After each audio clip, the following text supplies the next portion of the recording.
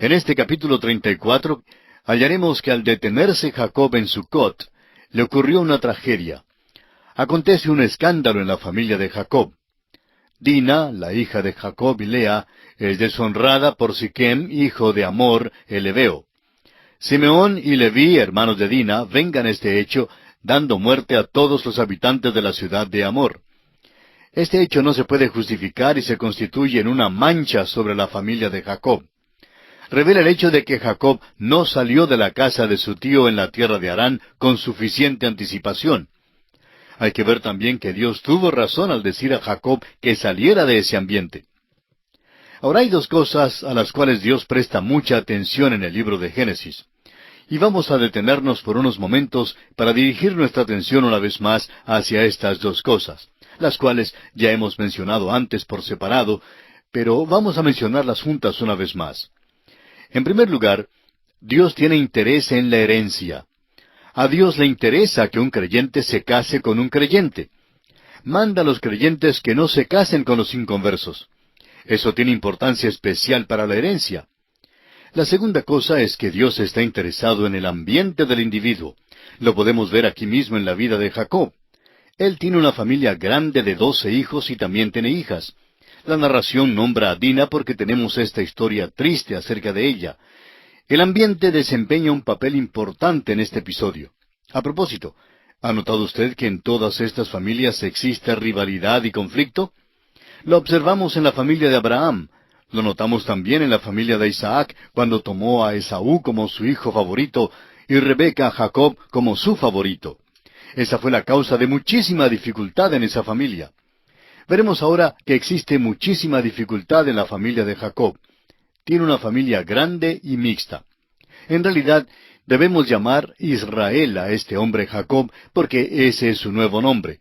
Es un hombre cambiado y ha edificado un altar dando su testimonio al Dios vivo y verdadero. Hay un cambio en su vida y un desarrollo.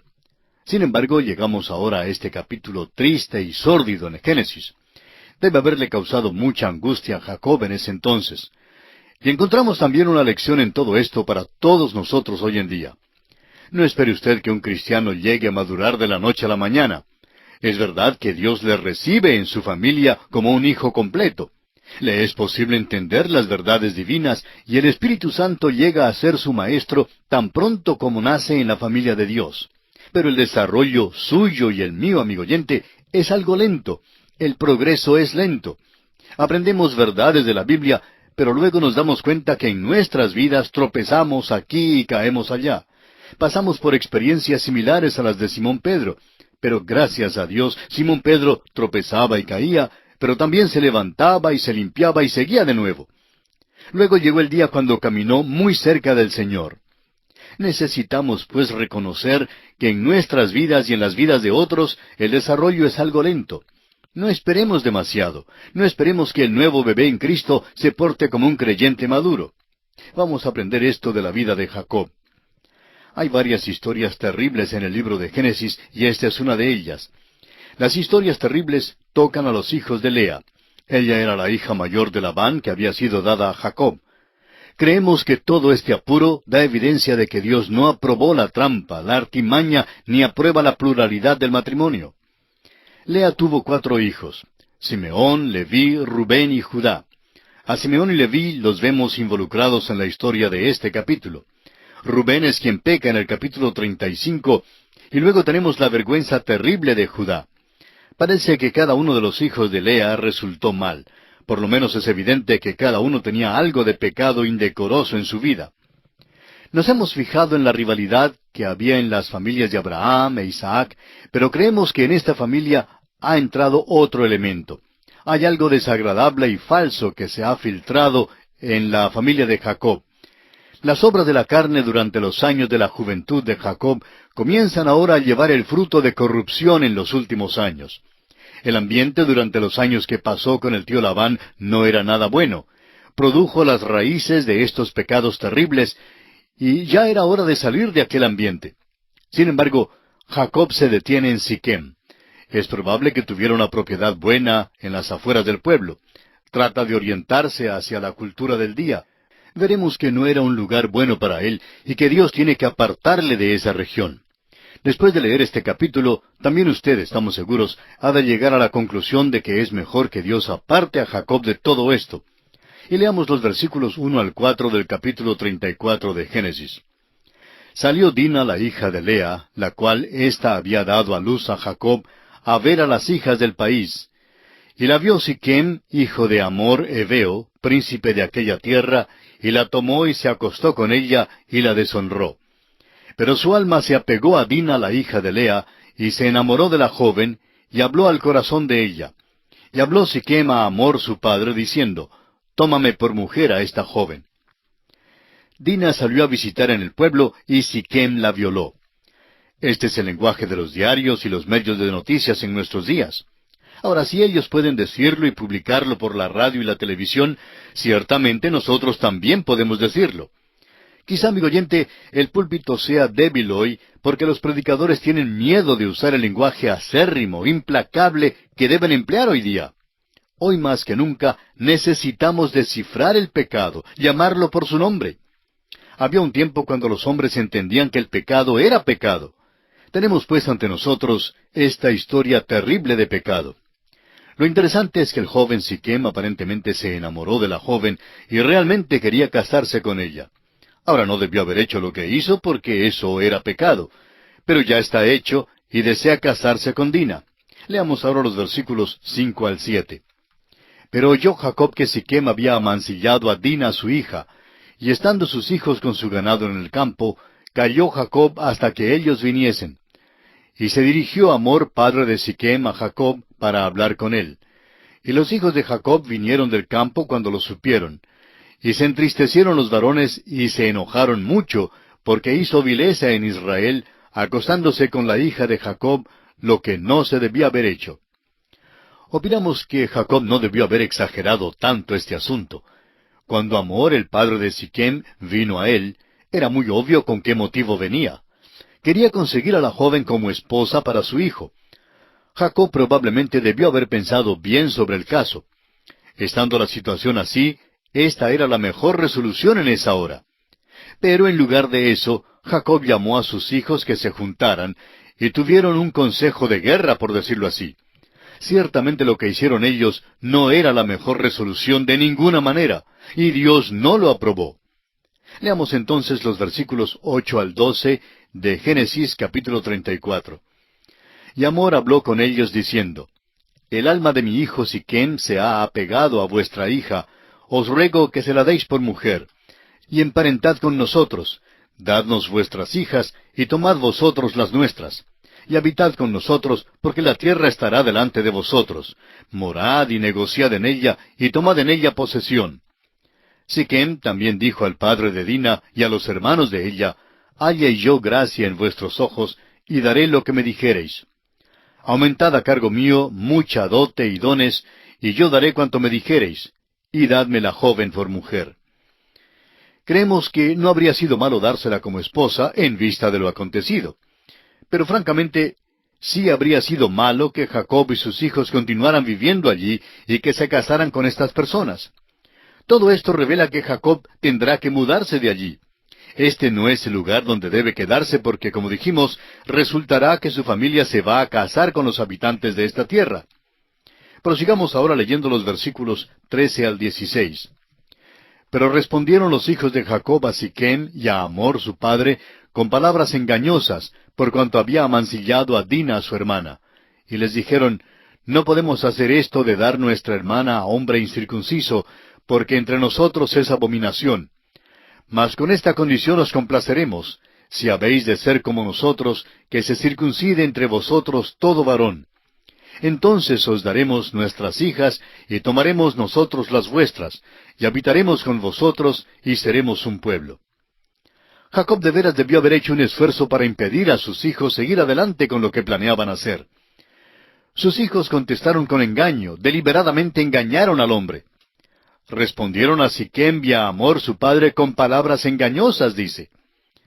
Otra cosa perturbadora en cuanto a este incidente es que el problema verdadero es el pecado que había sido cometido, y ni aun emplean como reproche el pecado, sino que usan el hecho de que estos hombres son extranjeros e incircuncisos. Dicen que es por eso que no pueden entregar a Dina a Siquem, Por tanto, les piden que cumplan con el rito de circuncisión y que luego se pueden casar para vivir juntos en la tierra. Esto nos debe servir de amonestación a todos nosotros hoy en día. Tantas parejas han atravesado experiencias como esta. Una de ellas vino un día al pastor de la iglesia y le solicitaron que les casara. Ella era creyente y él no era cristiano, por lo cual el pastor se negó a oficiar la ceremonia. La novia afirmaba que ella le había dicho que ella no se casaría con él a menos que él llegara a ser cristiano. Bueno, él entró luego y habló con el pastor y dijo que aceptaría a Cristo. Hicieron oración y luego el pastor le preguntó qué era lo que había hecho en realidad, a lo cual el joven no pudo responder. Entonces el pastor les dijo francamente que él no oficiaría la ceremonia porque él no creía que el joven había aceptado a Cristo. Ellos salieron de la oficina del pastor, creyendo que él era muy estricto, y decidieron buscar otro predicador para que les casara. Después de unos 6 meses, la novia volvió a visitar al primer pastor. El joven, quien ahora era su esposo, le había dicho directamente y con franqueza que no era cristiano. Ella trataba de conseguir que él fuera a la iglesia, y llegaron a asistir 2 o 3 veces, pero luego le dijo a ella toda la verdad. Y amigo oyente, simplemente pasar por la ceremonia de decir que se confía en Cristo no significa que usted lo ha hecho de veras. Hacerse miembro de una iglesia no significa que se es cristiano. Muchas personas creen que simplemente deben hacer la señal afirmativa con la cabeza, y que eso es suficiente. Pero confiar en Cristo como Salvador es una experiencia grande, es una experiencia gloriosa, no hay nada con qué compararla. Cuando usted confía en Cristo como su Salvador personal, amigo oyente, algo nuevo nace en usted y se opera un cambio radical. Lamentablemente no fue esto lo que sucedió en el joven de nuestra historia. Simplemente pasó por la rutina para poder conseguir a la muchacha.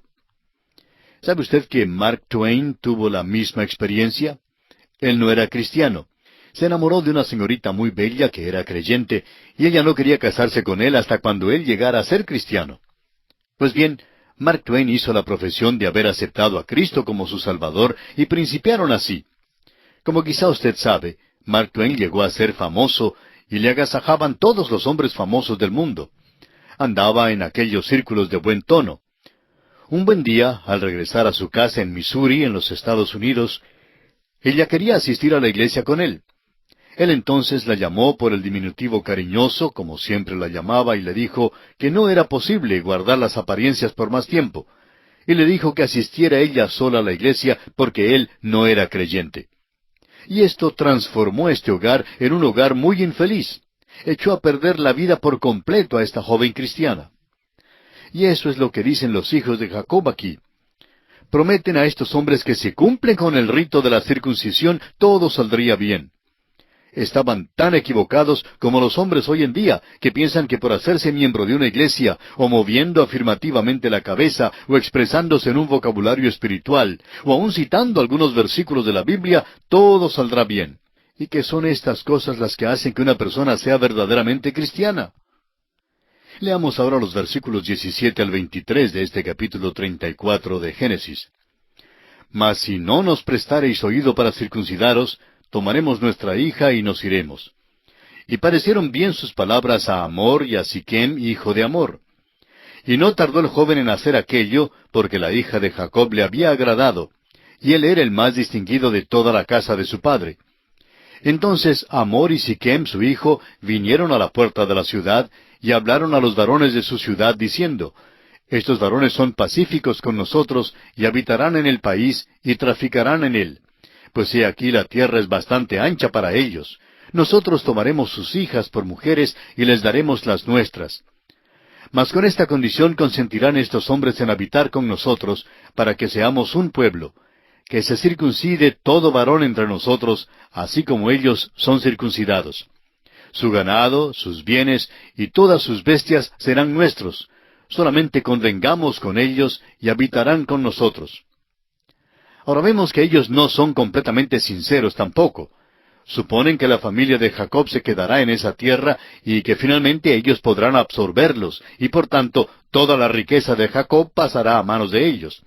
Tienen la intención de desposeer a Jacob y a sus hijos. Ahora, esto no justifica el hecho brutal de Simeón y Leví, pero revela la situación imposible de poder tratar con los habitantes de aquella tierra.